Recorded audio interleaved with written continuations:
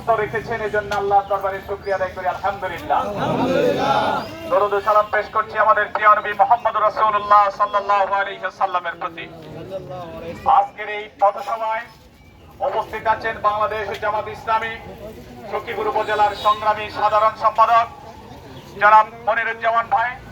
আমার সাথে আছেন আমাদের সাথে সফর সঙ্গী হিসেবে আমাদের উপজেলার বিভিন্ন পর্যায়ের নেতৃবৃন্দ, জামাত ইসলামী এবং ইসলামী ছাত্র শিবিরের নেতা এবং কর্মী ভাইয়েরা। প্রিয় কালমেঘাবাসী, আমি আপনাদের সকলের কাছে যে আবেদনটা রাখতে চাই, আল্লাহ রাব্বুল আলামিন আমাদেরকে পৃথিবীতে পাঠিয়েছে তার প্রতিনিধি হিসেবে।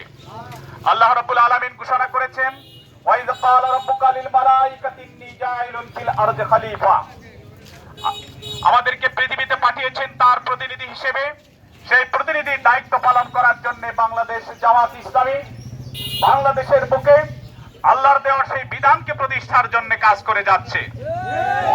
সম্মানিত ভাইয়েরা, আমরা বিগত দিনেও দেখেছি মানুষের কোন মতবাদ, মানুষের কোন আদর্শ মানুষকে শান্তি দিতে পারে না।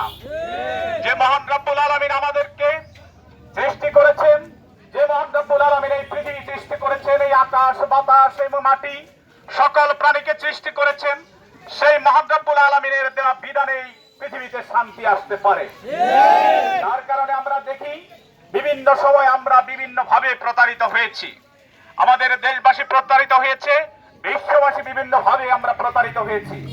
আমরা জামাত ইসলামের পক্ষ থেকে আপনাদের সকলের কাছে দাওয়াত আহ্বান নিয়ে আসছি যে আসুন আমরা বিভিন্ন সময় বিভিন্ন